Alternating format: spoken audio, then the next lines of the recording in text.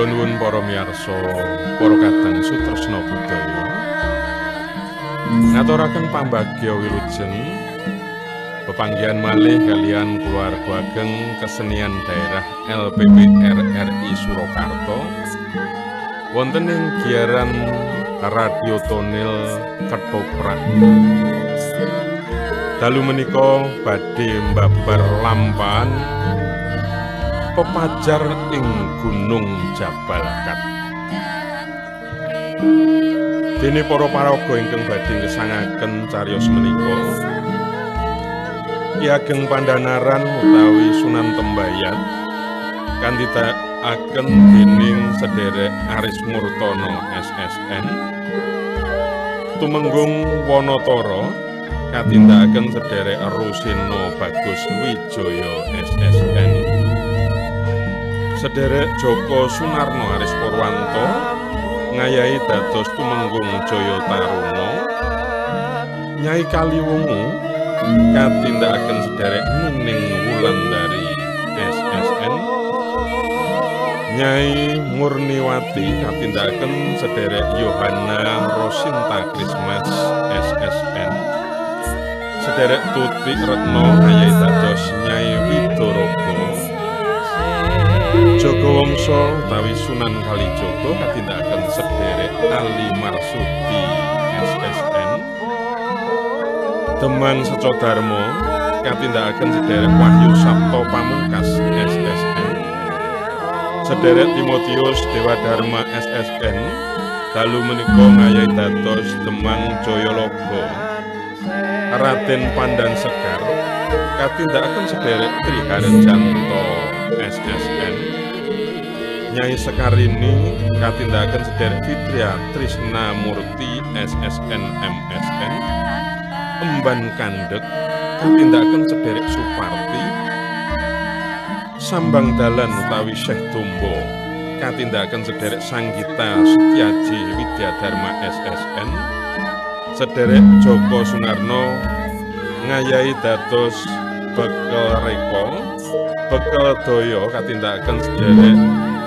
Joko Priyono SSN sutradara penulis naskah saha pangeprak Ki Ngabe Edi Sulistiono SSN M.Hum asisten sutradara sedherek Rusino Bagus Wijaya SSN penata iringan sedherek Sutikno AMD penata suara utawi montase sedherek Warsito Sakonco kameramen sedherek Danik Rahmawati Sakonco pengarah siaran sedherek Topo Martatmo SSN pengarah acara sedherek Gunawan produser Ibu Dr. Andani Widaningsih produser pelaksana sedherek Aris Murtono SSN Suwarawati sedherek Lastri SE sedherek Supini Rahayu sedherek Rizky Ainanda SSN pangiring karawitan LPP RRI Surakarta Janlep pangayom Bopo Bambang Dwiana Esos MM Kepala LPP RRI Surakarta para miyarsa para kadang sutresna budaya kula sakanca ingkang ayu wajib dalu menika ngaturaken sugeng midhangetaken kanthi suporna ing penggalih ngantos paripurna lampahing pepajar ing Gunung Jabalakat sumangga.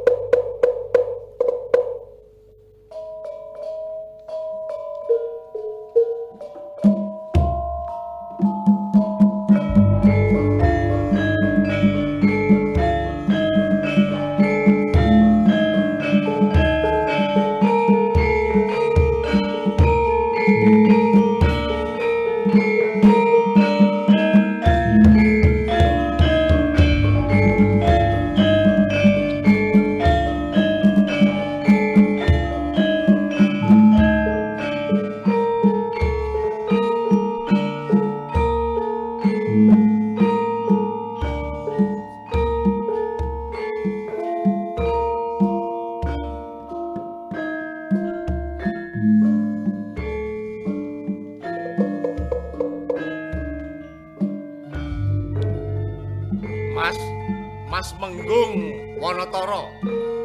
Kula niku tesih emut. Sampeyan niku rak diutus lelayaran wonten Jawi Rangkah dening Ki Ageng Pandhanaran. Lah menika kok sampun darat niku dos pundi kabaripun? Iya. Iya to, Dik. Wis 3 minggu kepungkur. Lah saiki kepriye wartamu? Ayo becik-becik to. Pangestunipun Kang Mas. Kula tansah kaganjar wilujeng. Lah nang dalem lak nggih sami seger waras to? Ya, pamuji. Nggonku lelayaran suwene meh 3 wulan ya ngene iki tansah waras wae kok. Lho ampun gumejeng. Ampun gumejeng lah. Niki lho sing kula takokne niku oleh-olehipun niku pundi to Kang Mas? Ya. Perkara kuwi ya mesti ana to. Lah nanging mengko wae yen wis bubar marak, aja lali ya mampir Wonotaran. Lah ya ngaten niku. Rak ngaten niku mestinipun andalem rak mboten kesupen. Titipan kula prabot bala pecah titipanipun Mbok Netole niku lho, Kang Mas. Mbok Netole sing endi to? Alah, Kang Mas. Lah inggih pirsa to. Sing judes nika lho. Oh ya. Sing Banyumane kae to. Inggih. Ki Ageng wis miyos. Pripun? Ki Ageng wis miyos. Nggih. Monggo Ki Ageng Pandhanaran.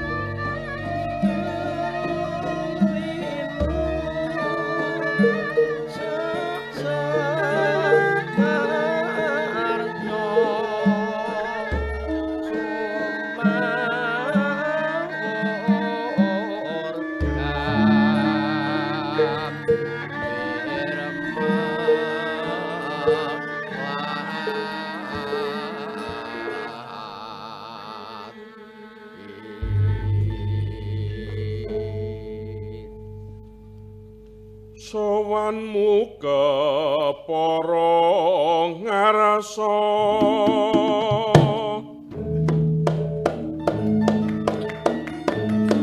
apa tansah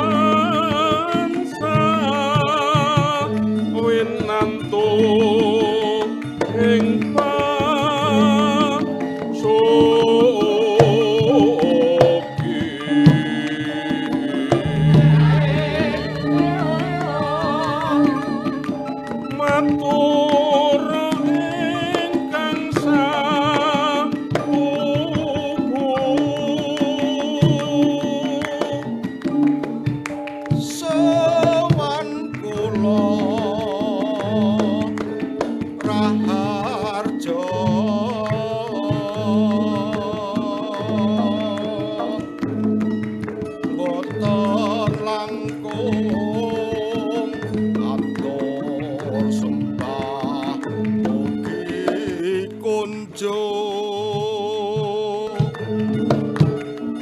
semantelu ika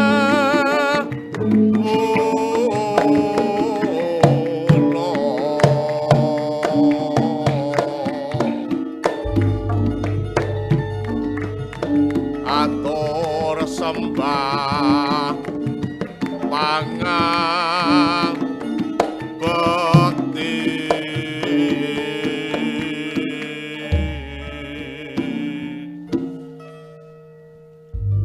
ngaturaken sembah pangabekti Ki Ageng Pandhanaran. Yo. Wanatara lan Jaya Taruna. Pangabektimu sakloron wis tak tampa gawe lega legawaning penggalihku. Ora liwat padha kepenakno anggonmu marak lenggah ya. Nggih, sampun boten kirang sekeca Ki Ageng. Sampun sekeca anggen kula marak Ki Ageng. Kaya ngene rasane wong urip iku lamun ketrima kepomo lan pinarcaya Wanatara. Leripun kados pundi Ki Ageng? Lah ya kaya ingsun iki. Persasat kaluberan kabegjan kagunturan kamulyan.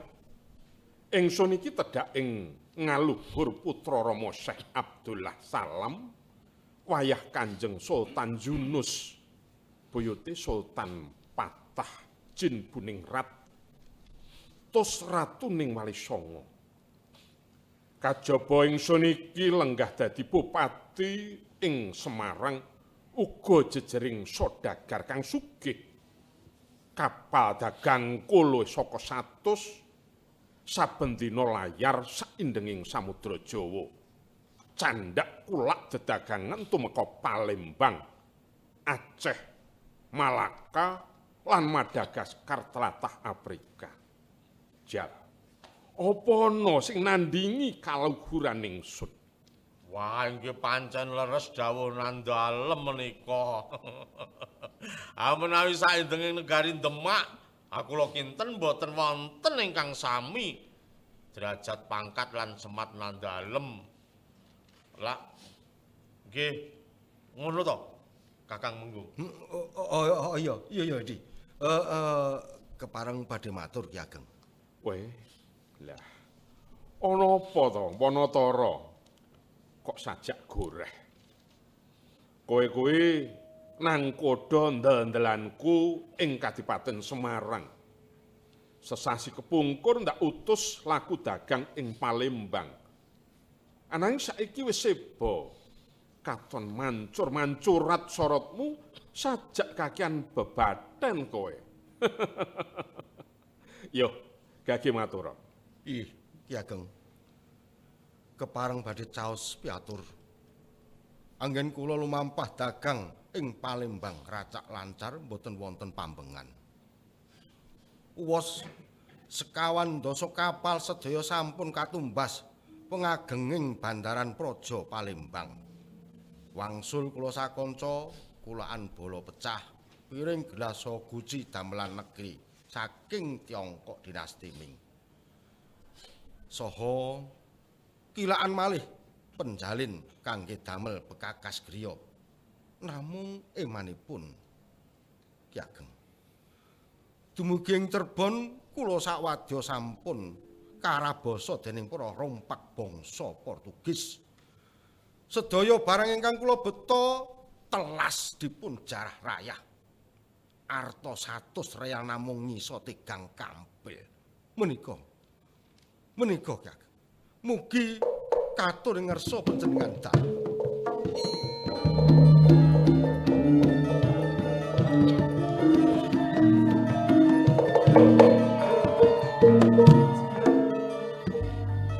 Mangkota Wanatara. Inggih dawuh timbalan. Pangrasaku aturmu iki kaya ora lupa. Olehmu mangkat dagang kuwi ora badan sapata ananging kanthi diawat-awati prajurit Semarang kang pepentingan. Mung karo rampok segara wae kok kalah. Aturmu kuwi tenan apa ora? Saestu leres Ki Ageng. Apa tataane? Yen kowe dura, Monggo kapagasa jangga kula menawi kula dura Ki Ageng. ora percaya. Aja mbok kira ingsun ora ngerti gedhoanmu. Kowe wis gedhe kantuk karo kanca-kancamu nang koda lan lurahing prajurit Secatipa. Matur yen kowe dirampok. Ananging sejatine bebadan anggoning sun dedagangan ing Palembang mbok kukup dhewe, mbok unta sak kancamu. Iya apa ora? Mboten Ki Ageng. Kula wantun sumpah. Sumpah Ki Ageng kula mboten badhe durung. Aja kurang ajar kowe Wanatara.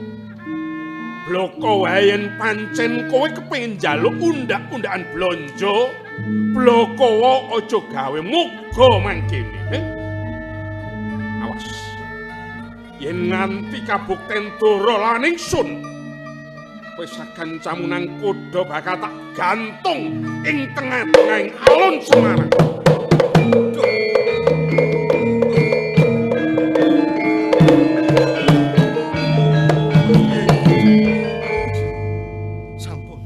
Sampun Ki Ageng. Kula mboten Dara, kula mboten wantun Dara wonten ngarsa panjenengan dalem. Nyuwun welas nandalem. Anak kula menika tasih alit-alit, bojo kula nggih tasih ayu semok. Tur nembe bobot Gusti. Piye Di aku mbok diwangi lho Di. Iya saiki aku tak matur genti. Kula inggih kepareng matur Njeng Adipati. Ya. Iki beda kang dirembuk. Yen olehku dedagangan sasi iki tuna saka pakartine si Bedun Wanatara. Ora apa-apa. Saiki ingsun mundhut palapuranmu bab tata kaprajan, utamane bab demange Mranggen. Lak ya tutut manut mbok kanthi sowan ing Semarang ta Jayataruna. Duh Ki Ageng, wos sing rembag kula sampun sapejagong kalian Demang Mranggen. Kula ripih sarananing aris murih netepi wajib asok glondong pengareng-areng ing Kadipaten Semarang minangka pratandha prasetyanipun dumateng Ki Ageng Pandharan mriki. Nanging pun seca dharma puguh mboten purun. Mboten purun sowan lan mboten purun asok glondong pengareng-areng. Malah para lurah sak kiwa tengening Mranggen, Genuk, Pedurungan lan Kedung Jati asami nderek-nderek balela merangkang saking ngersa dalem Njeng Adipati. Piye?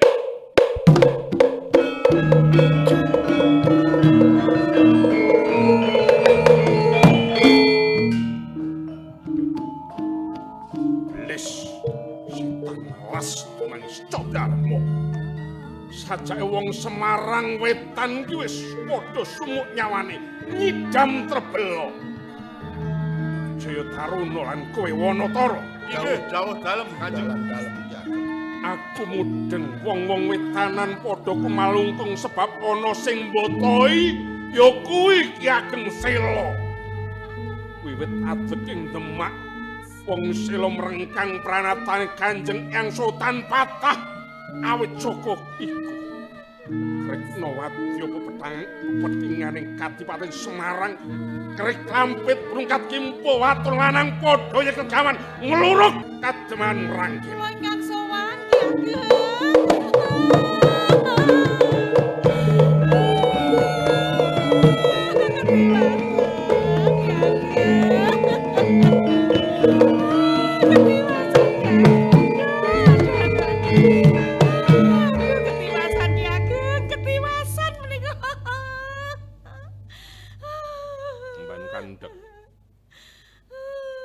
Aja gawe kisruh penggalihku ing swasana Semarang lagi tintrim. Saiki yen kowe matur ketiwasan kuwi, ketiwasan perkara apa matura kang cetha? Nuwun inggih Ki Ageng. Putra dalem Gusti Bandara Pandan Sekar nindakaken asra lungian. Putraku Pandan Sekar. Astrolungian. Tegese bandrek karo nsih. Karo sapa? Kalian.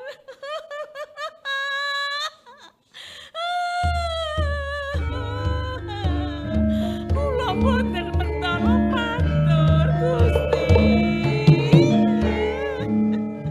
Mban kandhep. Kowe aja gawe judhegku. Matura cekak-ceket sing cetha yen ngrungokke aturmu sing muntel mulek kuwi ingsun bisa-bisa mati ngadeg sabab Ludira inggil ngerti.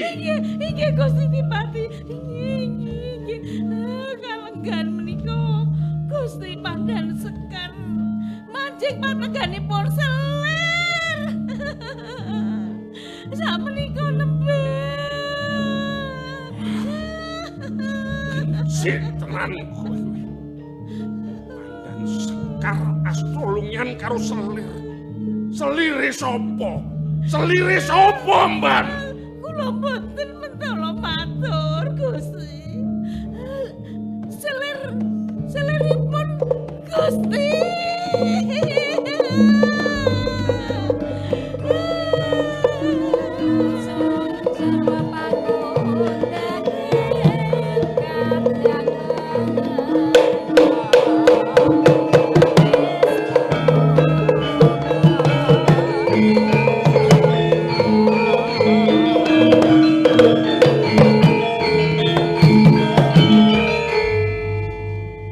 Mung sira satyaneng nala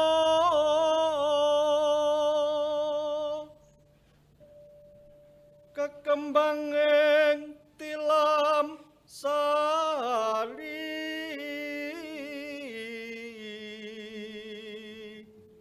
kene ta wong ayu tansah caketa marang pun kakang ya ngrembaka tuwa tias ing wang dadya impen siang ratri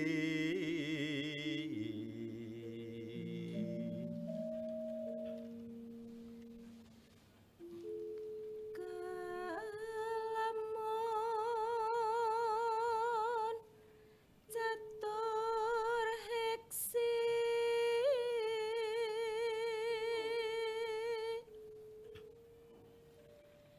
langan alot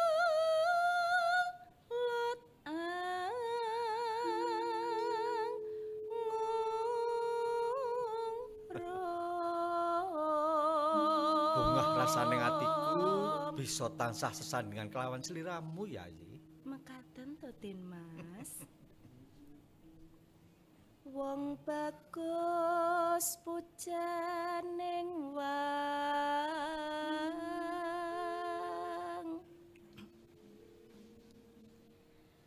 Latin nono branto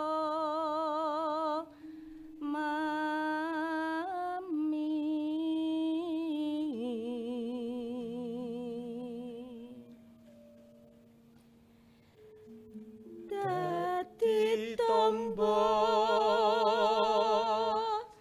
ananging tias marang sira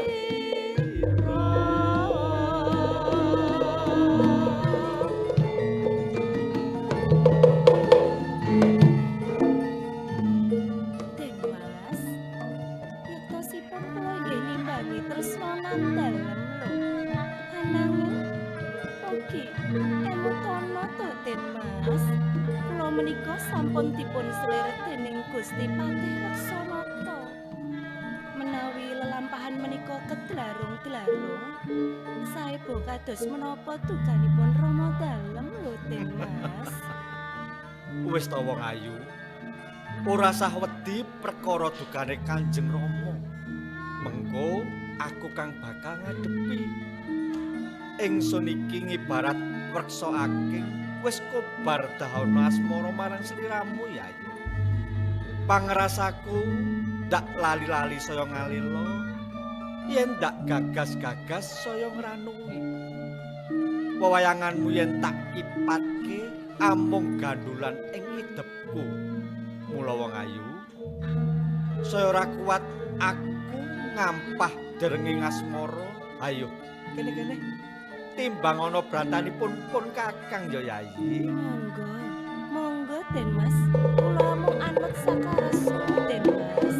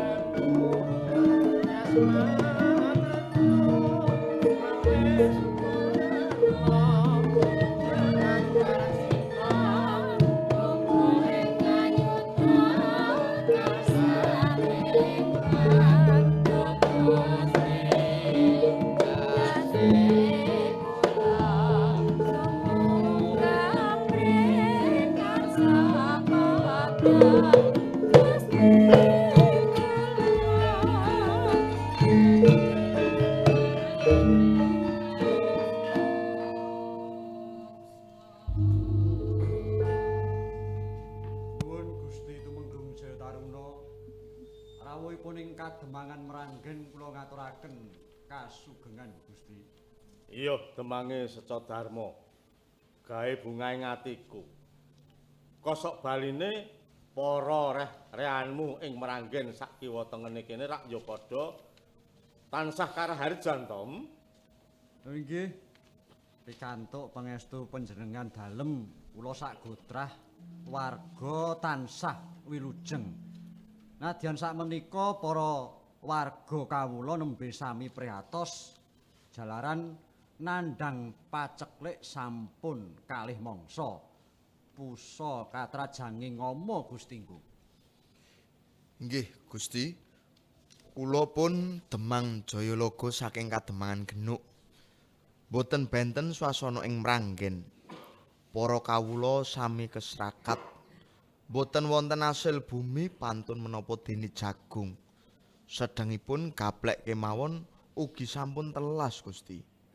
Ing pungkasan para warga kadah ingkang sami nedha aresing pisang saha pados enthung jati, Gusti. Temene aku ki rumangsa melu prihatin banget anane paceklik iki Demangi. Nanging mung perkara tata kapajan ku ya ora kena mbok lirwakake.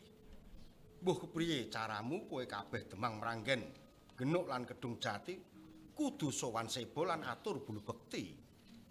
Aduh. Gusti Menggung Wanatara.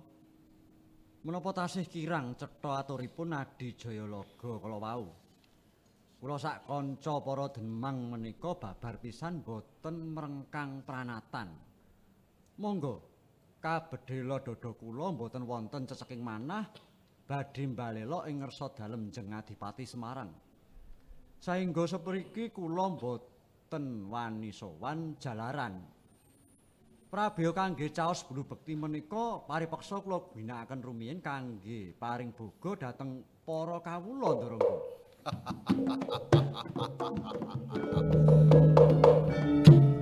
Seca Darma. Kok kaya bocah cilik to.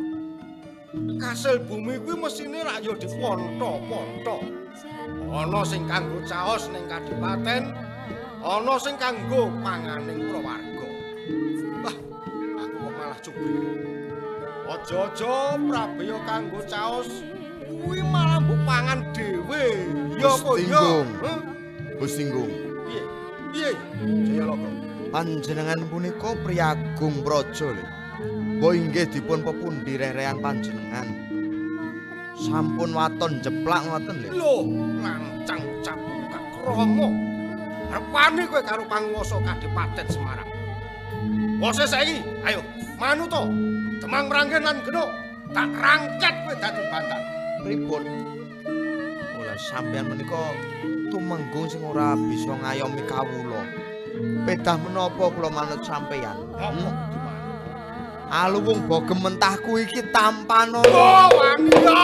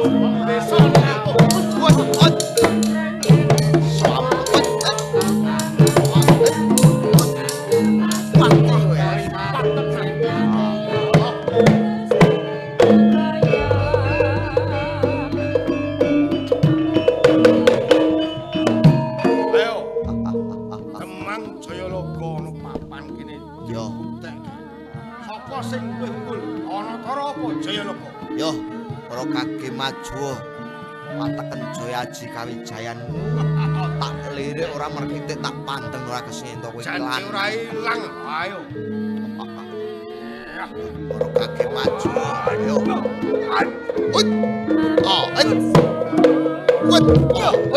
mati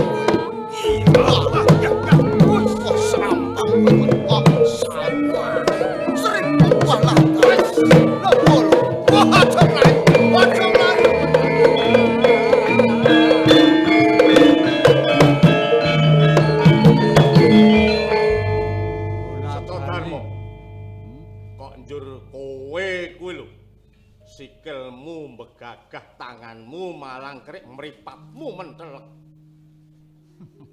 sing mbok adepi iki sapa coba sawangan sing tak adepi kuwi kekesete adipati ing Semarang sing duweni mripat nanging ora bisa nyawang sing duweni kuping nanging ora bisa ngrungokke sing duweni ati nanging ora bisa ngetrepke rasa. Iblis kowe.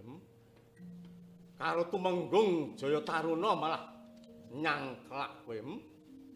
Setadarma. Piye? Rak wis dadi angger-angger to? Lamun sira kuwi kudu asok glondong pengareng-areng ana ngarsaning Kadipaten Semarang. Yen pancen kowe lagi rekoso, ora iso acok glondong pengareng, ya kowe sowan. Ora banjur kowe ora gelem sowan njur mbeguguk. Malah tak sawang kowe ngerike wadyabala. Kowe mesti bakal merengkang karo Kadipaten Semarang kowe. Pancen tak dadaki. Ora ana paedahe aku nyembah-nyembah ana ing Kadipaten Semarang. Mula kae sawangen para prajurit Kadipaten Semarang padha salang tunjang kowe ijen tanpa ruang. Malang kadhak ana ing pangarepanku. Kekuatane wong desa iki sepira ngadepi karo Kadipaten Semarang, rumangsamu kowe seneng wadyabalamu menang, aku digawani Purbawasesa. Iso ora iso kowe tak rangket dina iki. Sabet pedang tugel maju.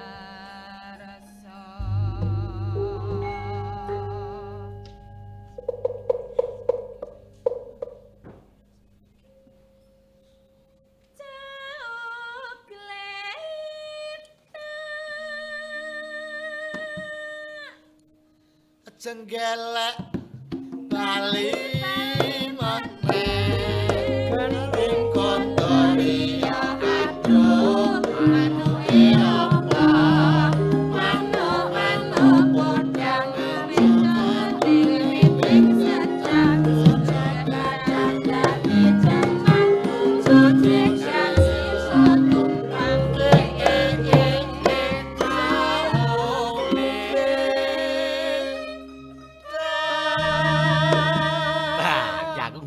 aku ngletak ngendi. Gletak iki ben apa? Lah tak gletak. Gletakno tembunge wae tembang kuwi cau gletak. Iki jane cau apa sawo to? Sawo gletak. Sawone gletak. Ora wonge. Ayo terus. Oh. Ajeng gelek bali meneh gending kondori aduh manuke apa manuk goreng minta ning wetrebasi sono poci dadi mantri lumpur sing kopi samo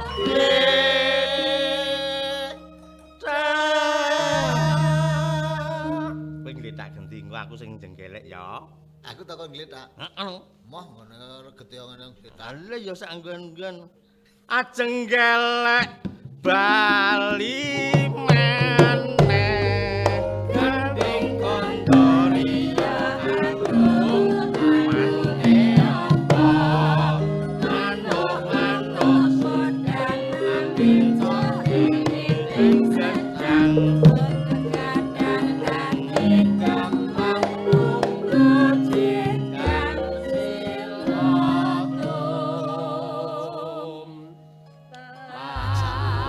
Sasawu gletake ya iso dadi tetembangan sing kepenak ya. Iki mari rek sinek parikan-parikan. Iya. Nek kowe umpamane war gawe sawu gletakane kowe parikanmu piye? Sawu gletak. Ajeng gelek Heeh. bali maneh Terus manuk podang pencokane neng wit gedang. Hah? Terus Yen lis luwe terus goleki jerone dandang. aja Yen wis ketemu banjur dipangan. Ngan to. sing turut ngono lho. Kecekel ngono kok. Sawu gletak ngono. Terus Ajeng gelek bali maneh harum gondori gandrung manuke apa perenjak yo nek perenjak.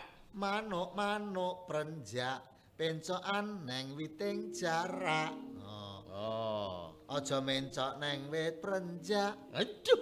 mencok sing dadi panjang ngono Wah, aku nggon tembung jenggelek kuwi kan turu. Jenggelek meneh turu. Kalingan jaman biyen. Kelingan mbiyen ki ngopo? Kowe ora usah mbiyen saiki ya ming turu. Ora kuwi nek cara wong pejuang ngono kuwi Oh, pejuang. tiarap. Heeh. Kanggone nek peluru duweno mangkurepno. Heeh. Terus musuhe ora nembakno terus jenggelek. Jenggelek. Oh.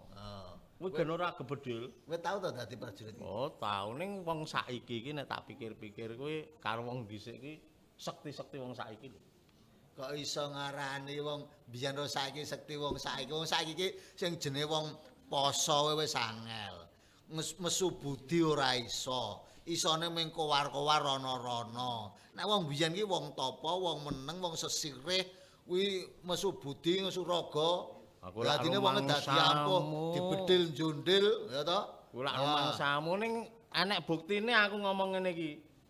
Oh. Buktine nggon apa? Wong bocah saiki kuwi dikon poso sedina Wong saiki yo mangane we sambel bledek dipangano.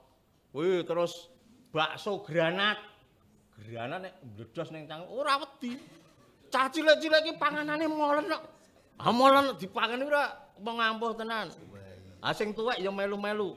Tong karo sing dipangan ora mbeler kuwi nek ora wong sekti ya ora lakon. Kuwi panganan ya, Lek. Panganan kuwi beda karo sektine raga. Wong mangan kuwi jenenge panganan kuwi. Sambel bledek kuwi jenenge jeneng panganan. Oblok-oblok petir lho. Lah Ampun lho. Lah kuwi jenenge panganan. Lah niku nek ra ati-ati mbledos ajur lho. Bledos raimu kuwi wong panganan kok bledos. Oh. Sing bledos ki nek bom tenan kae iso bledos. Lah wong panganan jenenge panganan. Lah apa nek njero nek terus arep mangan kapal selam kuwi terus cangkeme sepiro? Lah iya. Rumah sampe muni kok agle Lho nyatane yo ngono kok. Nek wong biyen wong sekti iki sekti awake. Ora tedas tapak paluning pandhe sisane gurenda. Nglakoni yo kuwi. Nglakoni mergo poso, mergo tapa, adine awake dugdeng, bedil jondil. Anu lembu sekiran barang to ngerti. Lah mulane kuwi. Ora bocah saiki iki wong apa-apa ngertine golek panganan tok kaya kuwi urusane mangan, ora mangan turu. Atenen ngantuk. Lah ya ngantuke sak nggon-nggon. Cara-cara bangsa panganane ya baku mangsamu nek mangsamu. Ora mangan ya mati ki. Lah iya niki maki jenenge panganan. Macem-macem ya jenenge panganan. Ayo maneka warna. Ngono ya. Ha iya. Panganan wedok, panganan lanang. Wah, sono panganan wedok lanang iki lho. Lah panganan wedok ki mbakmi. Mbakmi. Wah, oh mbakmi iki panganan wedok. Terus Paklik. Pak Lek. Kok Pak Lek lho. Lagi iso maca apa ora? Pak Lela. Kae jenenge Pakle. Oh, kae du Pak Lek to? Pak Lekmu kuwi. Oh, ngerti ku ngono. Ngono lho. Panganan nek ora loro, ora iso dipangani ana. Apa? Onde-onde. Kuwi siji. Nek siji onde tok. Loro. Onde-onde. Oh, mulane to. Onde-onde. Lah iya, dian apa onde? Nek loro onde-onde. Oh, aku dhisik aku tahu mulai kok pasari ditukokne bojoku arem. Karem-arem. Lah aku gur ditukokke siji ki. Nek siji ki arem, nek loro arem-arem.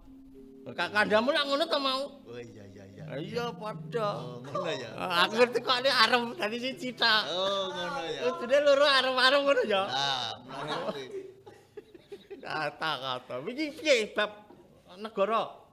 Nek len aja rasah gagas negara. Awake dhewe iki wis melu ngene iki wis melu prihatin. Nek kondange kok Ki Ageng Pandanaran. Ya iya Ki Ageng Pandanaran kuwi. Kuwi kondange ki rak ya wewengkone kuwi ageng. Heeh. Jembar ageng. Ning ora agung. Ayom ning ora ayem. Mergone wargane iki saiki kaleda keluwen, kurang paman. Kamu anu ya. Wis asmane Ki Ageng wis ngasta adipati. Ki Ageng apa kuwi? Nek kowe ngerti Ki Ageng, tembung Ki Ageng ya apa? Lah nek Ki iki genah, Ki iki lanang. Ageng iki gedhe. Berarti pandangan iki gedhe banget kuwi. Ki Ageng kuwi sing wasis buntas ning kawruh agama. Ngono nek jaman dhisik. Oh ngono. Ora gur mung Ki Ageng gedhe, gak. Agung kaya gedhe nek. Ya Ki Ageng kae. Ngono. Lah nek sing tak semelange iki ngene lho. Kangmu saiki do sing Semarang sisih etan kae do arep wis do kerah. Balela arep njaluk ucul saka Semarang iki. Lah ya kuwi mergane iki. Nek ucul ngono angel lho cekelane ya. Lah ya kuwi mergane kuwi mau. Mergane iki ya kuwi mau ora ayom kuwi mau. Mergane nek aku ngerti Ki Ageng kuwi wis menggalihake donya tok ora mikir akhirat. Lah mulane kira-kira ya mau wis cerita. Mula iki cara-carane entuk bebenduning Gusti Allah kuwi. Gusti Kang Maha Agung iki paring bebendu mergo menungso ki nek mung ngendel-ndelke nepsune kuwi mau jagat kan diemperi lali karo akhirate ngono. Tundane ya kuwi wargane ora kepikiran Do mati Gusti Allah ngai bebendu ora enek udan, ora nang tendane larang pangan nganti nek ndeloke wong Wong ki nek wis nganti mangan arasing gedang ora ya sawis Wis melas sak kurange pangan to. Ning jane iki awake iki dadi awake dhewe iki dadi apa to kok mikirke negara bareng. Awake dhewe iki batur e. Ya batur nek ngene terus kesempyoke ngaradan ngene dadi ora iso apa ora ya kene ora melu mangan. Alah wis ra gagas negara yo nyambut gawe Bali. Ayo. Malah kecicir kok gaweane. Ayo, Bali. Aku tak baleni pungku kae mau.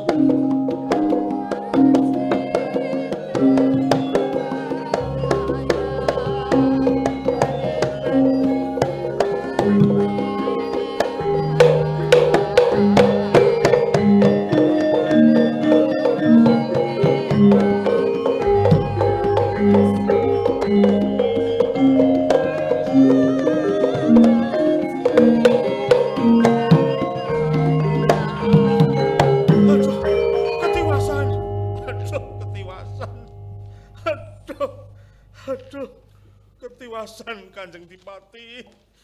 Kosik. Jaya Taruna. Lungguh kang kepenak dhisik. Inggih saged menika. Kepriye anggonmu rembugan karo Seca Darma?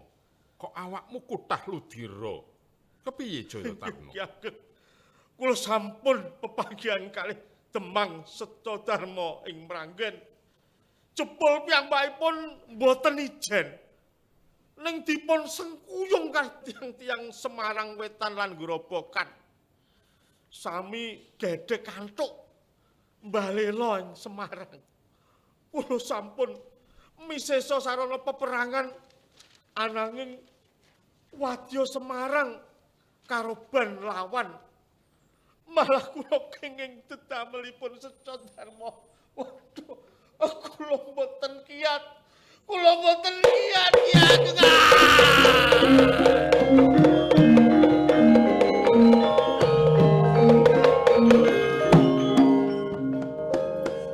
Jaya Taruna. Tangiyo Jaya Taruna. Tangiyo. Kowe prajurit linuwih aja ngucireng pupuh. Tangiyo. Tangiyo Jaya Taruna. Kula ingkang sowan Kanjeng Rama.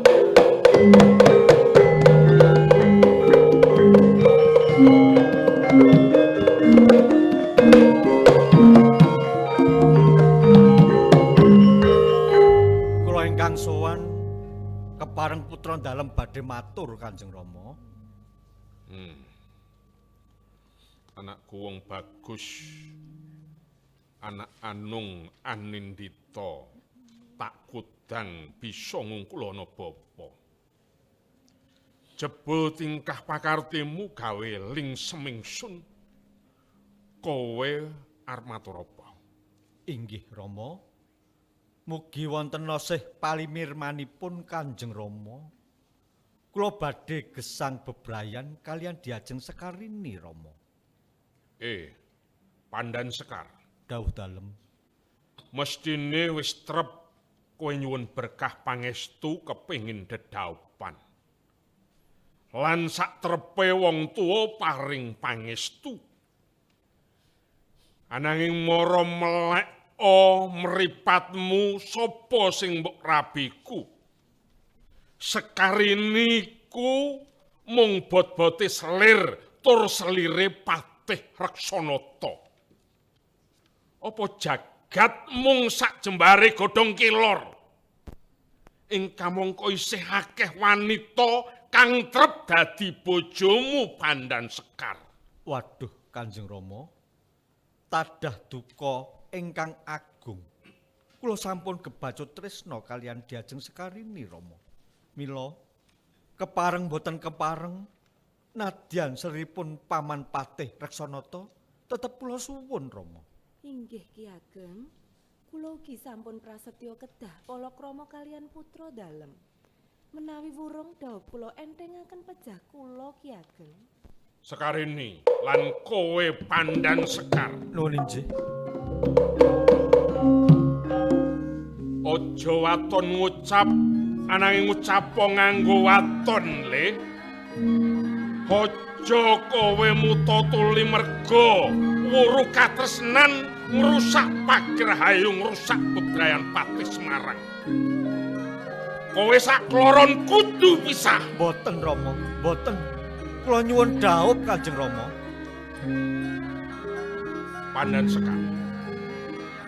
Yen ndak sawang ing tata lair, kowe padha deku-deku nandukake tata krama marang ingsun, ananging jroning batinmu mung arep ngegasah atine bapakmu. Ketimbang aku sepet nyawang kowe sakloron, ilang-ilangan dok siji, kelakon lunes nyawang.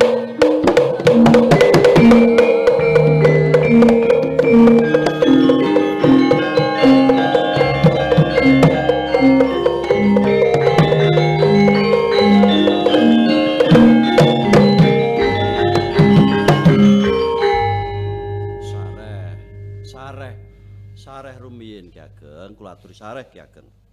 Mengko dhisik. Kowe kuwi lak si Jagawangsa, si Bakul Suket to. Inggih, kula Jagawangsa Juragan Suket Ki Ageng. Kok kowe wanuh-wani nyandet anggonku bakal mateni putraku. Ngaten. Jane anggen kula marak niki badhe nyadong blanja. Nanging jebul nandalem keladuk duka dateng putra dalem. Ki Ageng nuwun sewu. Nuwun sewu le. Sabar sareh. Awit tiyang sabar niku kasing Allah. Sampun nuruti mubaling mawa kanepson. Awit Raden Pandan Sekar menika putra dalem. Yen alit sakit agengipun pejah sinten? Sinten sing ajeng kelangan Kanjeng? Mati mbok wis ben. Anak wani karo wong tuwa. Lah inggih. Nadyan Raden Pandan Sekar wani, lah inggih tetep jejering putra panjenengan dalem to. Lan dalem menika jejering bapak. Wonten tembung anak polah bapa kepradah, anak mursal, wong tuwa kepengkal. Nanging cobi dipun penggalih rumiyin. Anak dadi mursal niku sing gulawentah sinten? Sing gulawentah pripun? Sing salah niku sinten Kanjeng? Wis mbuh, ora urus. Jeng Nyentipati nyun pangapunten. Niki wau Gusti Nggung Jaya Taruna mesake banget. Kula gugahe riyen nggih. Ndara Nggung. Wungu Ndara. Wungu. Tangi Ndara Nggung Jaya Taruna.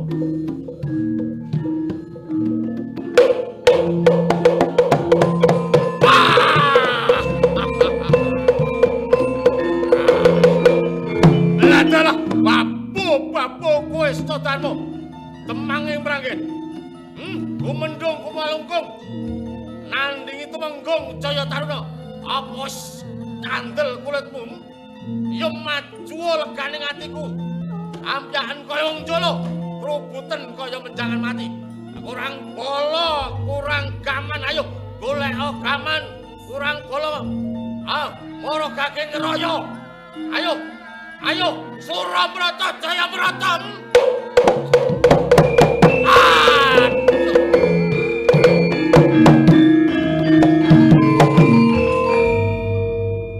Karepmu kuwi piye to, Jagawangsa?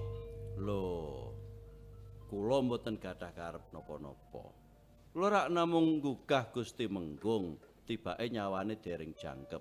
Nika wau malah mung ndeleming pun. Wungu, tangi Ndara Nggung, tangi. Waduh, nyuwun pangapunten Ki Ageng. Waduh. Wah, kula tilar Subasita. Kula mboten nenget Purwaduk Sindha Kanjeng. Wah. Kula lho. Sapa kowe kok nang kene iki? Sapa kowe? Sapa kowe? Ngapunten Ndara Nggung, kula Bakul Suket pun Jagawangsa. Jagawangsa. Aduh, yakin. Napa lali kalian kula to sampean niku?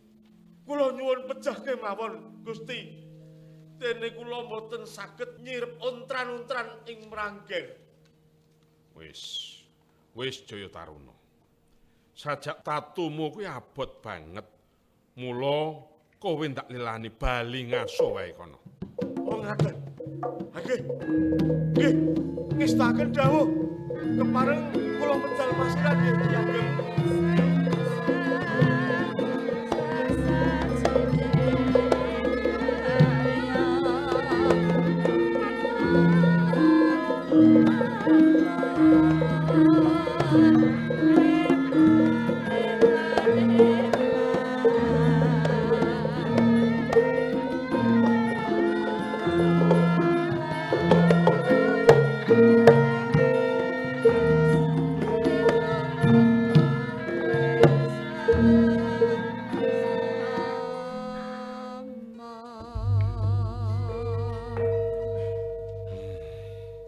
Bathok Bolo isi madu.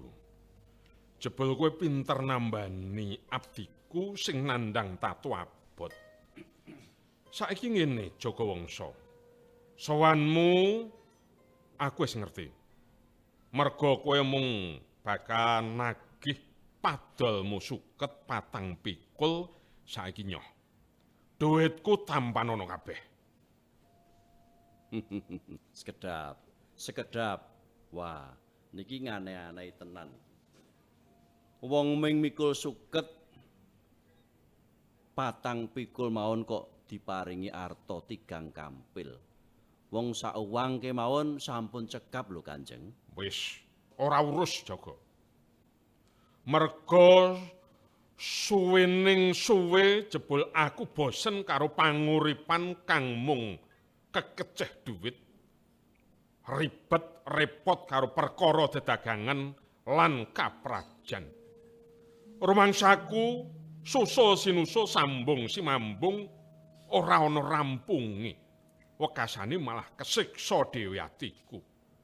Mula aku wis ora seneng kekeceh duit lan numpuk donya brana. Nah, kamangka Ki Ageng. Ing dinten menika anggen kula ngaturaken suket kangge menika kangge tedanipun kuda saha Rajakaya kagungan panjenengan dalem. Mboten nyuwun dipun bayar mawi arta lho, Jeng. Banjur kowe njaluk dibayar apa? Kula tak matur nggih. Kula nyuwun dipun bayar swanten adan lan beduking Masjid Agung Semarang.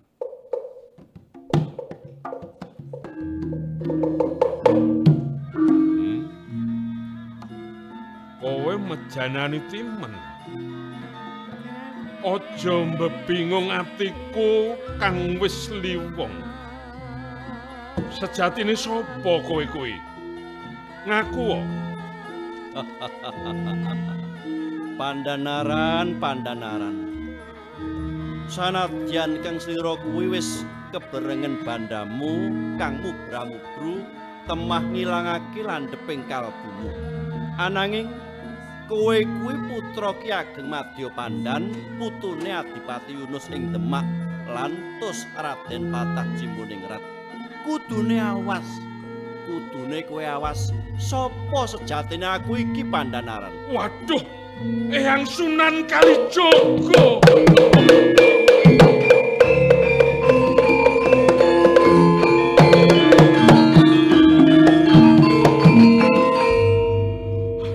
Aduh, guru kula ingkang sejati. Eyang Sunan Kalijaga. Kula nyuwun pecah kemawon Eyang. Lho kok njaluk mati ki piye? Sababe apa Pandanaran? Kula lingsem. Kula lingsem. Kalian panjenengan dalem.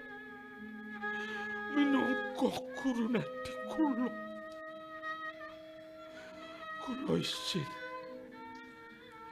Kula isin kalian badan kula piyambak. Lan kula isin kalian kumlaring jagat Eyang.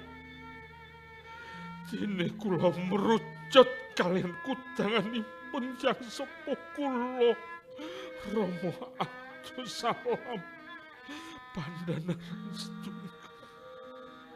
Saha kekudangan panjenengan Eyang.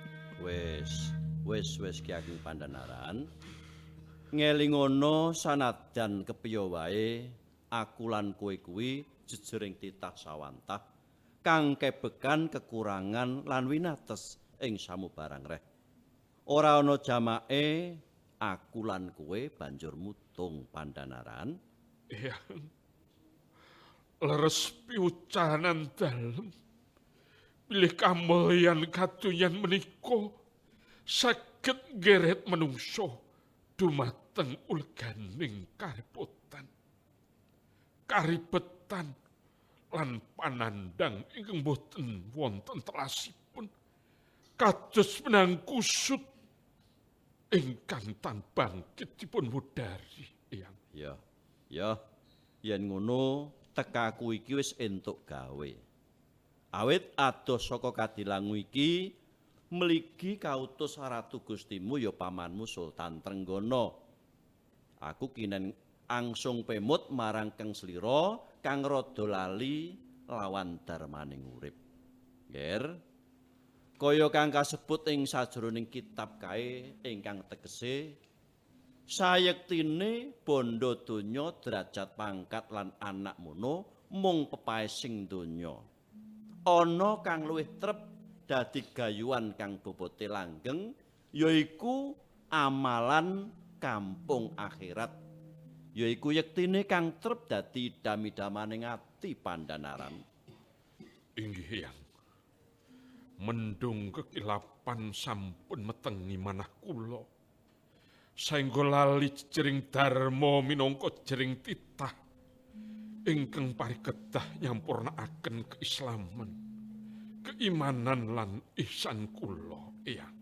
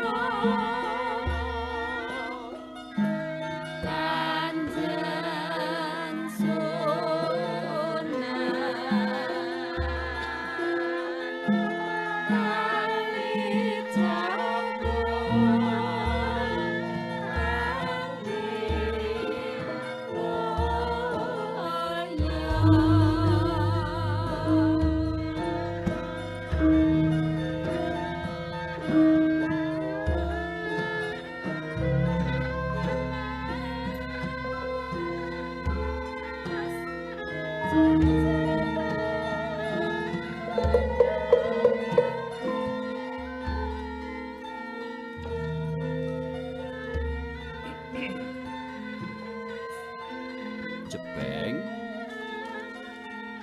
bareng lan runtuhing atimu miyak tekaning pepajar keprungu swaraning kenthong lan bedhug Masjid Gedhe Semarang wis muni ditabuh angundang marang kita kabeh titah eling mituhu anetepi wajib manembah Pandhanaran. Inggih, Eyang Sunan. Sinareng kula saring pantok pepuntoning tekad kula rema sampun tuwuk nedha kamulyaning kadonya. Ananging keluwen bab amalan akhirat ingkang badhe kula bekta dados sangu ing tembe wangsul ing alam kubur. Amila Eyang, kalana kula ndandosi sisiping tindak kula sarana kula badhe nyantri sawetahipun ing ngarsa panjenengan dalem. Kok dhisik Pandhanaran, aja kemrungsung rasamu, kepara luwih dhisik lelimbangen Kang Permati. Kang sira iku maris amanah agung dadi pangarsaning para kawula ing Semarang. Kepriye tembene prajamu iki lamun sliramu nyantri marang aku kang tansah lelana ngideri jagat dakwah njembar-jembarake agama anyar. Kanjeng Sunan, sampun gembleng golong gilik raos ing manah kula. Sampun dangu kula ngeteraken wajibing panembah. Ing kamangka kula kraos rumaos menawi wekdal kula mboten kathah malih kangge tata-tata wangsul ing alam barzakh. Pramila sisaning umur kula badhe kula ginakaken sawetahipun kangge ndandosi beblesing panembah kula Eyang Guru. Oh ya, ya syukur ya ning ngono. Kawruhana Pandhanaran, iki pun yang lagi lelono dakwah ing sukuning Gunung Jabal Kat, telatah sakidul wetaning Kutha Pajang. Kula badhe nderek tutwuri sak tindak lan sareh parentah panjenengan dalem saha ing pundi lenggah nandalem. Ya, nanging ora perlu grusa-grusu. Luwih dhisik pamita dhisik marang bojomu lan anak-anakmu lan sentanamu ing Semarang. Kula nuwun inggih ngesaken dawuh. Mugi dipun sekecakaken pinarak sekedhap. Kula tak nyeluk bojo tetarosan sawetawis. Ya, tak anteni no kene.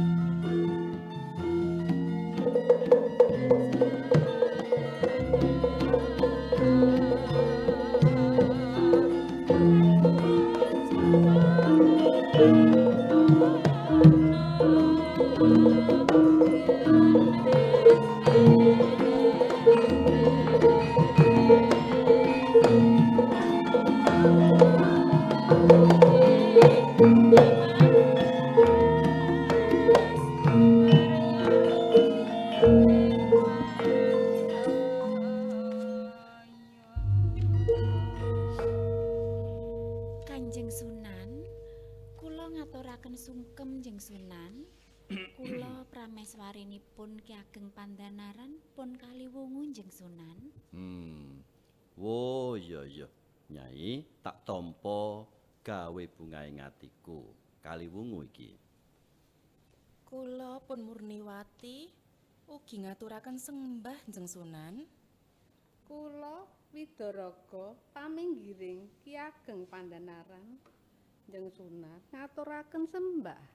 Ya Nyai Ageng, kabeh tak tampa sungkemu. Pangestuku gage tampanana ya. Nuwun inggih Jeng Jeng Sunan. Sunan. Dahat Dahan kapundi kapundi dados dados jimat. Ya.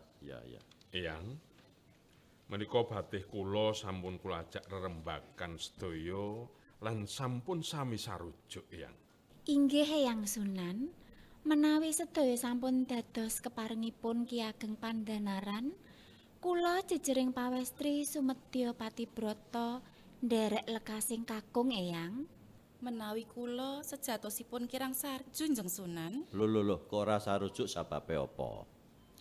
jer para putra-putra ing Semarang dereng sami dewasa lan dereng pantes ngentosi kawibawanipun Ki Ageng. Menawi katilar nyantri, lajeng kados pundi mangke kawontenanipun keluarga Ki Ageng? Oh, bab kuwi to. Kejawi saking menika kados pundi pantrahing Kadipaten Semarang menawi panjenengan dalem tilar praja menapa boten basi basah-basih kados sapu ilang suhipun Ki Ageng. Wis. Murniwati lan Widaraga. Aja samar atimu. Bab para garwa, putra lan sentana ndak pasrahake sira sakloron babakan panggulawentahe.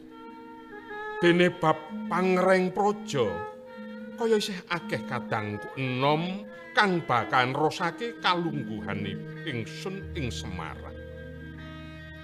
Yuh, piye?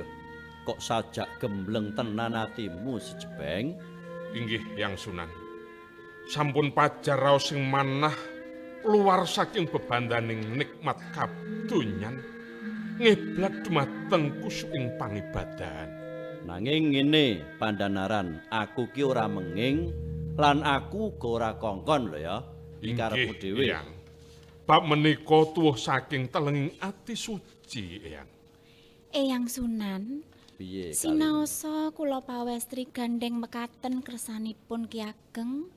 Babar pisan kula badhe nderekaken Ki Ageng Pandhanaran nyantri lan atut ing pundi tindak panjenengan dalem Eyang Sunan? Ya wis. Yen pancen kabeh merentul saka pribadimu sakloron arep nyantri karo aku ya ora kabutan. Namung aku iki Syekh Malaya tegese dakwahku kuwi ngalaya bumi nurut-nurut tekan ngendi-endi. Maratakake agamaning Gusti. Mula ndak jaluk kowe kudu sabar lan kowe kudu ikhlas ya. Nggih. Insyaallah kula sabar saha ikhlas, Eyang. Ya wis. Nanging gandeng anggon kula lono iki rada kesel. Ing bengi iki aku arep nginep ing Kadipaten Semarang kene. Kira-kira entuk apa ora Ki Ageng? Wah. Lah nggih angsa sanget to, Eyang. Kepara kados pikantuk kanugrahan ingkang ageng dene Kadipaten Semarang dipun tedhaki panjenengan dalem Syekh Malaya penguluning para wali. Iya. Ya aja dhuwur-dhuwur leh mung alembono, mengko mundhak kegeblak aku iki engko. Nyai, iki Njeng Sunan Kalijaga bakal kepareng nyari ing Semarang. Aja nganti nguciwani diladosi daharan unjukan sing murwat lan aja ngisini-sini ya. Kula nuwun inggih ngestokaken dawuh Ki Ageng. Ngestokaken dawuh Ki Ageng.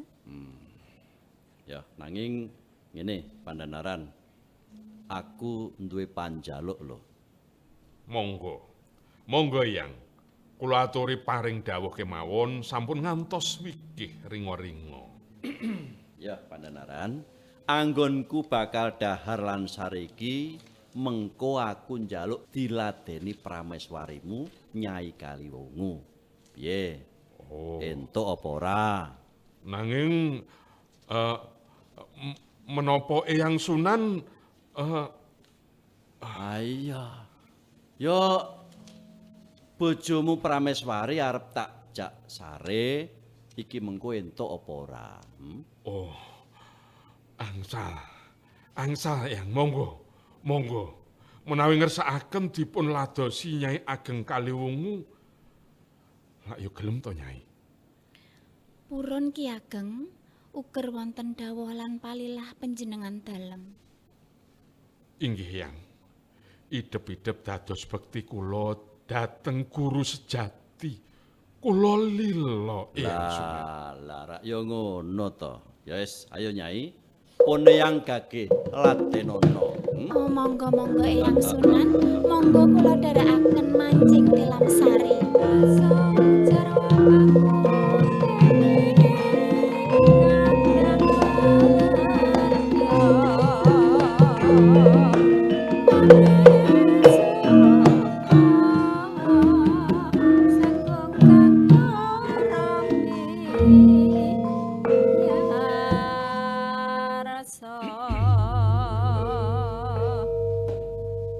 Saben mendra saking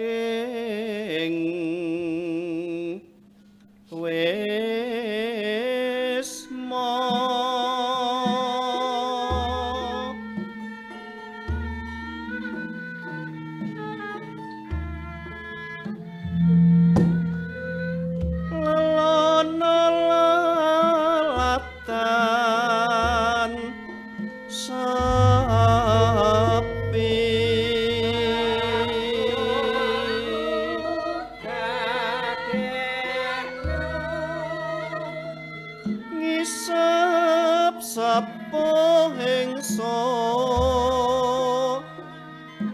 ana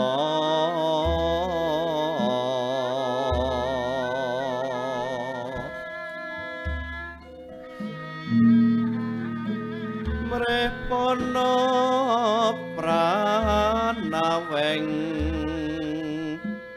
kapti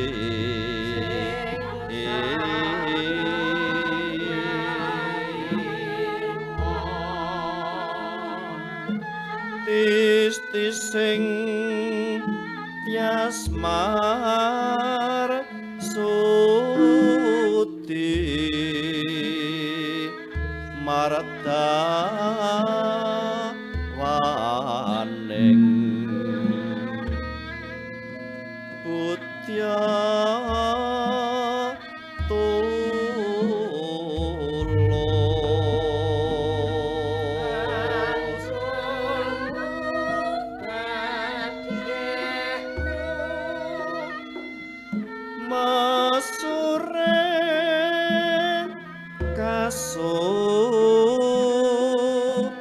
darman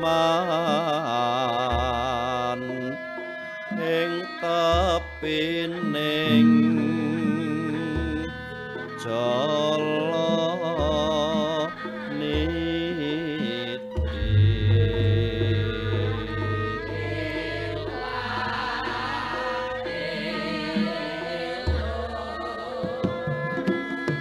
suruning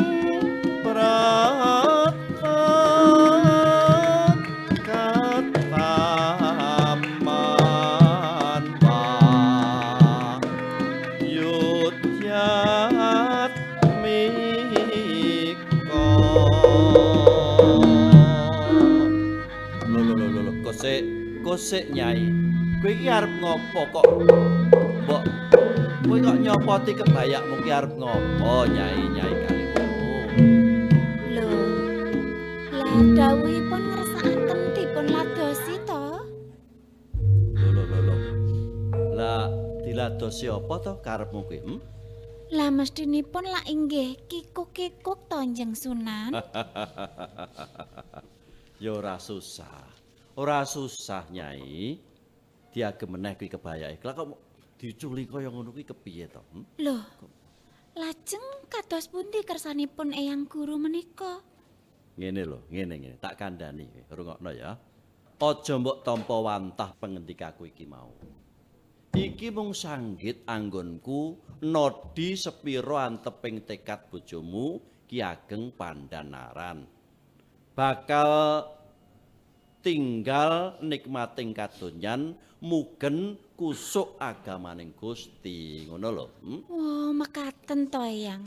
Nyuwun pangapunten Eyang, sampun cumantaka lekas kula saking landhep dengkul manah kula Eyang Sunan. Ya. Ora maido. Ora dadi ngopo Nyai. Landheping pangrasa iku murih tanggap ing cipta sasmita kudu dilelantih, kudu digladi. Ya ngene iki salah sawijine cara anggone gladi. Lah kok banjur kowe ucul-ucul ngono kuwi piye? Kok ya ora mudeng karepe Eyang ki piye to? Aduh Eyang, bejo kamayangan Kadipaten Semarang karawuhan panjenengan dalem ingkang kepareng badhe nuntun Ki Ageng Pandhanaran saha kula sakaluwarga Eyang. Eyang, sampun sawetawis kadipaten menika sanadyan kathah donya brana lan kanikmataning donya parandene boten nyembuh tentreming manah. Kepara manah kula lan Kakang Mas Pandhanaran namung kraos tumlawung resah glisah tanpa jalaran kados kabujung wewayangan gegirisi Eyang. Ya Nini. Adimu kang tumlawung iku pratandha sira antuk uluk-uluk pepeling marang darmaning uripmu. Lamun urip iku aja ketungkul kanikmataning kadonyan. Nanging ana jejibahan agung kang kudu mbok sampurnakake yaiku pangibadahan ndedheple ing ngarsaning Gusti kanthi sikep eling, percaya lan mituhu kanthi ajeg utawa istiqomah. Menawi mekaten, kula kedah kados pundi Eyang? Nini, alon-alon waton kelakon. Yen kemurungsung nyengkut ngibadah arep selak ngopo. Rasakno rosing panembah luwih dhisik. Tundone sira bakal bisa tetek njejegake iman. Contone kaya tembang ingkang Ustaz andharake dhisik kae mau.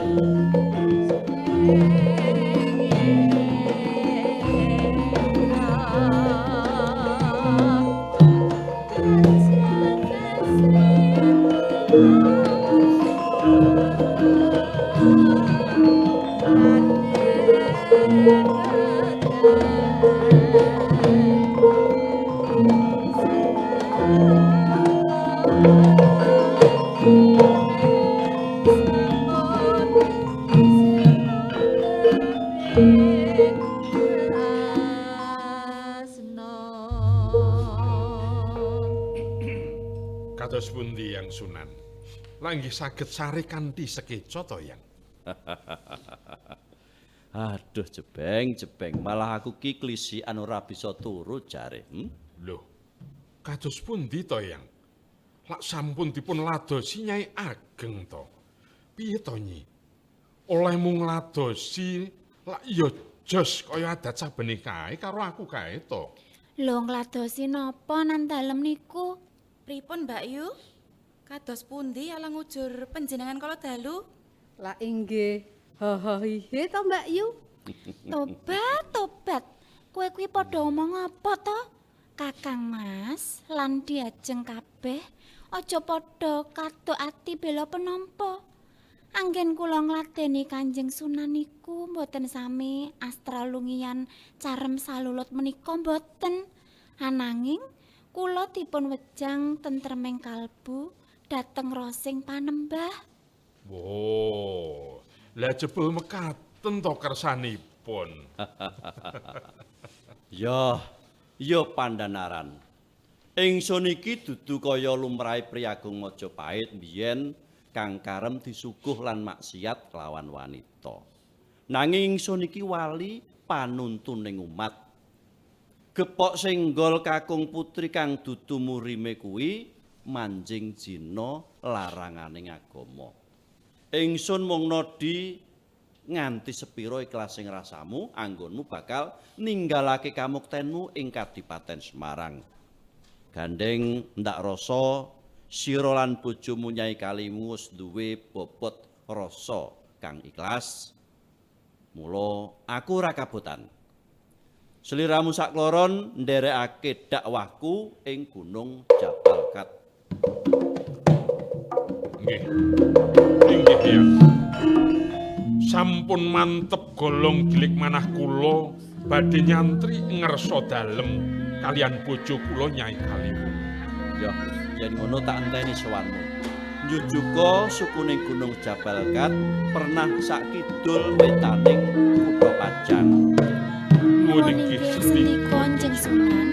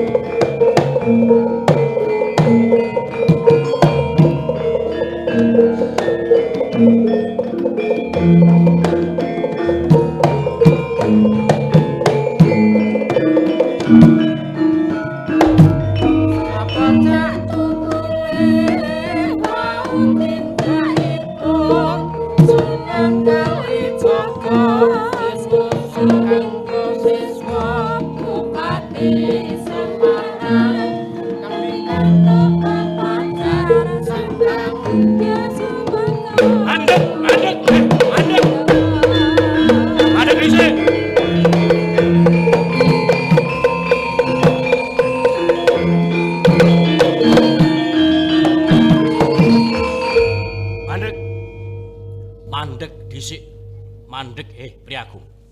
Kowe sapa kok wani ngadang lakuku? Ngatos-atos lho Kang Mas.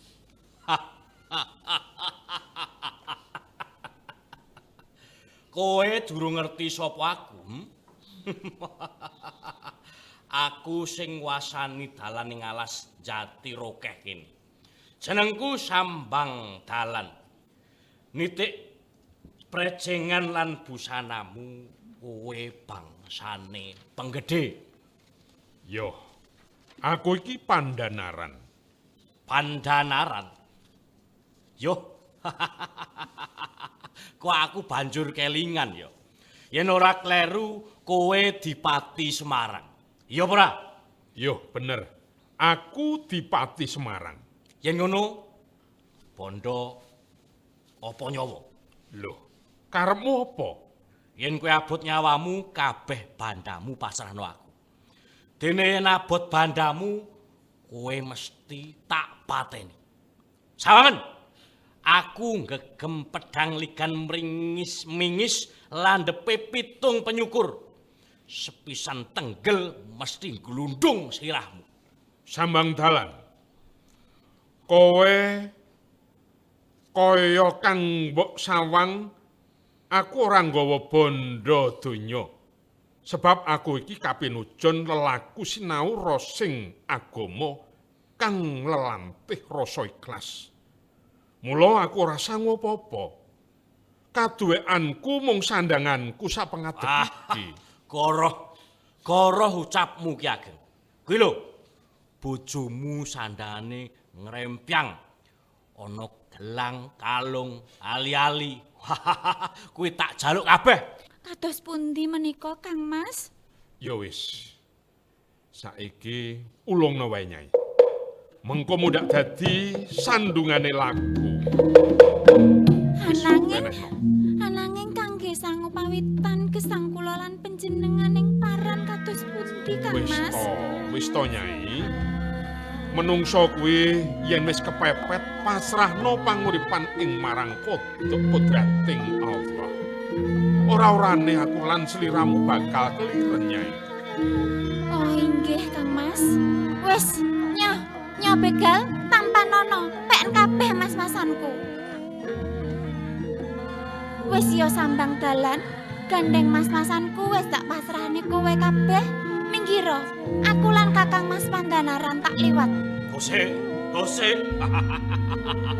Ora kena. Kowe sak kloron kudu ngulungke kabeh sandangan kuwi. Kebayak sutra lan jarik batik tulis pasrahna aku pisan. Sebab kayane kuwi larang regane. Lho. Sambang Dalan. Kok njut nyangkrak kaya mangkono. Diwenehi ati anang malah ngrogoh rempelo. Yen nganti garwaku kawudan lak yo ngisin-sini to. Senadyan kowe kuwi bangsane begal keju. Mesti duwe bojo, sok uga kowe uga duwe anak wadon. Kepiye rasane atimu yen bojomu utawa anakmu wadon diwewirang karo wong liya? Wis. Aku trimo ngeculne kowe wong loro. Anging tekenmu sing diselut emas kuwi tak jaluk ya. Oh. Sambang Dalan.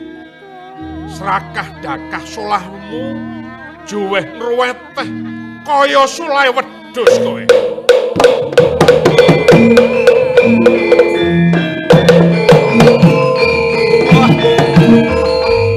Banjir. Iki malah medhus-medhus ke aku. Wis mangsa borong. Saka mas-masan iki aku bakal kelakon nguja hawa numpuk bondo. Wis mangsa borong.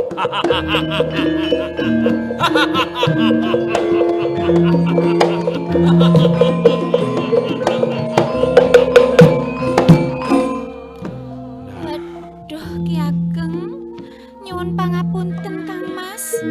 Kula mboten ngestokaken dawuh nandalem wekasan mekaten kedadosanipun Kakang Mas. Lah, ra apa to Nyai? Sadurunge mangkat aku wis kandha. Aja nggawa bondo pengaji. Sepisan sandangan pengajiku bakal ngundang marang kamelikane wong ala. Kaping pindho, yen sliramu nggawa bondo, bakal nelakake yen sliramu durung ikhlas tilar kamukten kanggo nggayuh mulyaning akhirat.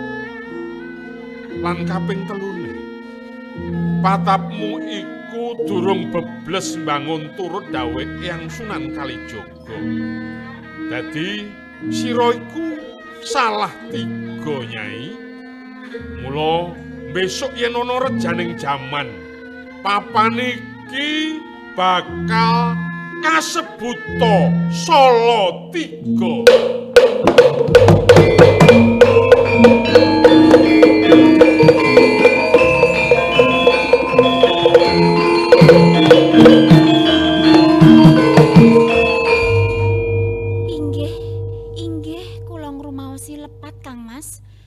Pangapunten nggih Kang Mas.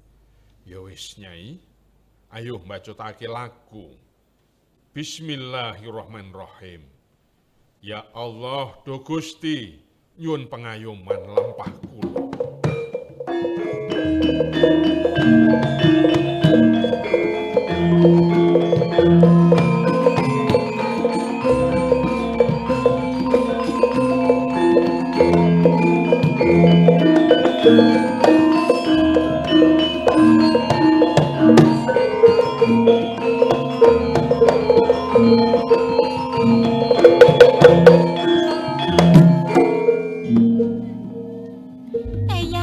Eyang Sunan, katiwasan Eyang Sunan. Ki Ageng ical salebeting wana Eyang, pripun menika Eyang? Kose, sareh Nyai, sareh dimen pekoleh. Mula bukane iki kepiye kok bojomu iso ilang gitu? Kepiye Nyai? Kala wingi bakda isak pamit kalian kula badhe kolwat puji sikir ing embanging Gunung Jabal Kat mriki. Ananging menika wau sareng kula tuweni boten wonten Eyang.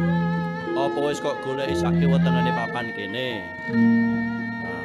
Ya, saiki tak golekane dhewe. Nanging panjalukku cara apa wae anggonku arep nemokake bojomu iki mengko aja mbok sarwe lho ya. Nuwun inggih Eyang, kula namung pasrah ing ngarsanan dalem bakenipun Ki Ageng saged kondur Eyang. Ya. Panenaran. Jebeng Balio. Iki lho, diarep arep bojomu Nyai Kaliwungu. Aja ngumpet kaya bocah cilik. Yen ngono, yen ora enggal katon, apa kelakon ya tak obong Gunung Jabal Kat iki.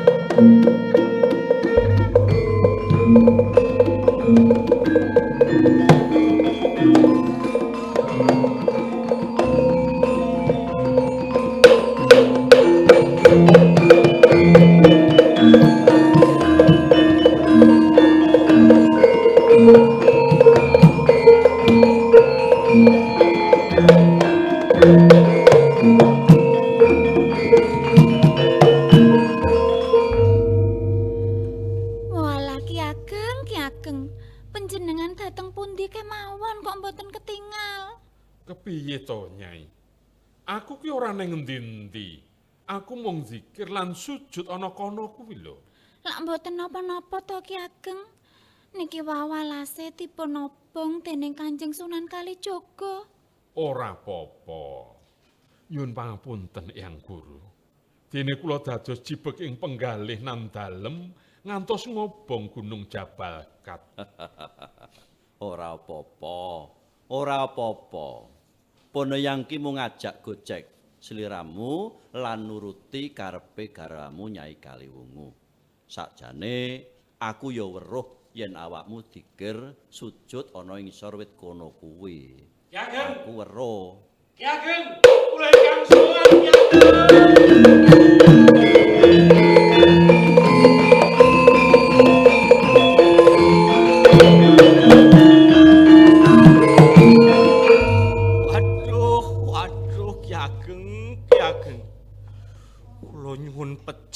Ageng, monggo. Anggen kula ngrampok sampean, kula wangsulke kabeh. Pun, monggo. Niki gelang kalung ali-ali. Monggo. Monggo tekenipun Ki Ageng. Kula nyuwun dipun ruwat wangsul kawujudan kula sekawit Ki Ageng. Mbak. Kula nyuwun ruwat Kanjeng. Kosik to. Kowe kuwi sapa?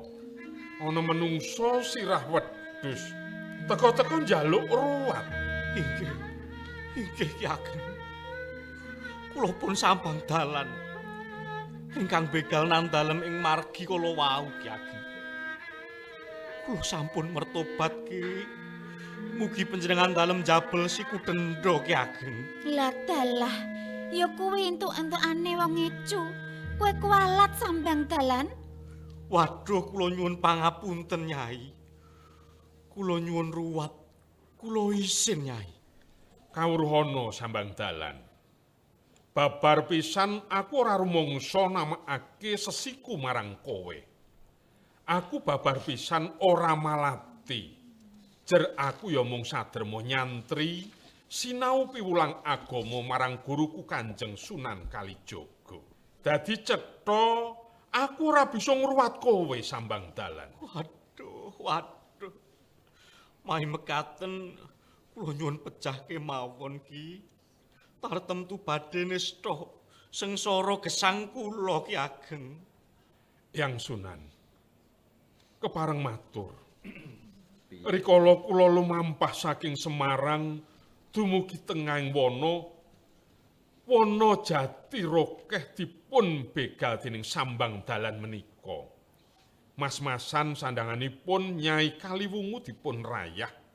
Jebul sakmenika malah salah kedadosan. Sirahipun dados menda kados mekaten. Kados pundi menika, Eyang? Mengko to, sik kowe sambang dalan. Iki wonten dawuh Jeng Sunan. Jenenge kowe kuwi kualat. Nanging tenan. Tenan kowe getun karo tumindakmu, getun karo kamurkanmu. Inggih Jeng Sunan. Kula keduwung sanget Jeng Sunan. Samenika ngalila ing pengangen-angen kula. Kula sampun damel sengsaraning para korban kula. Ingkang kula jarah, kula prawasa lan kula pejahi Jeng Sunan. Sambang dalan.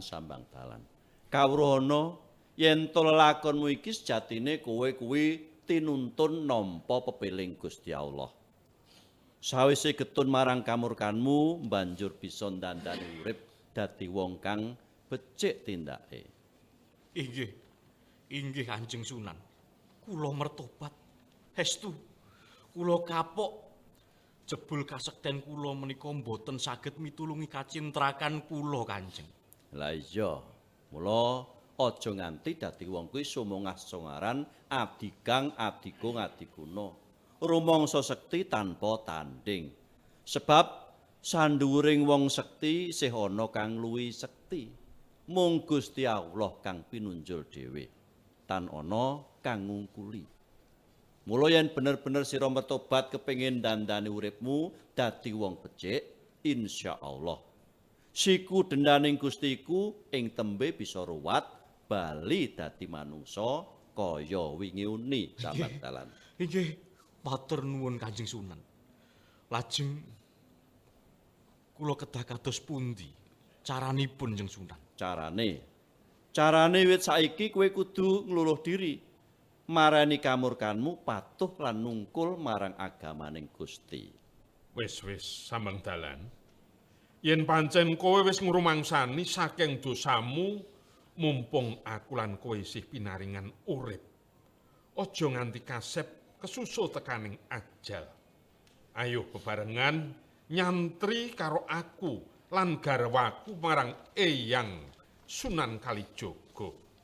Karepen antuk tuntunan piwulang agama suci kang dadi dalan akhlak minulya lan ruwating sakertamu. Eyang, mboten namung kula lan bojo kula. Kalebet pun sambang dalan ugi nyadong pitedah amrih slamet gesang kula sakmenika ing alam kubur saha ing dinten akhir Njeng Sunan. Ya, Pandhanaran lan kowe sambang dalan. Muga tulus ikhlas tumelungi atimu nggilut agama suci. Pandhanaran, gandeng wis sawetara anggonmu nyantri marang aku lan samengko wis cukup kawruhmu kanggo nindakake dakwah njembar-njembarake agama Islam. Mula sira sak katelune padha tutukna anggonmu bebodra mapan ing Gunung Jabal Kat kene. Pandhanaran nganggo sesebutan Sunan Tembayat lan sambang dalan iki ndak owahi jenengmu dadi Syekh Dombo.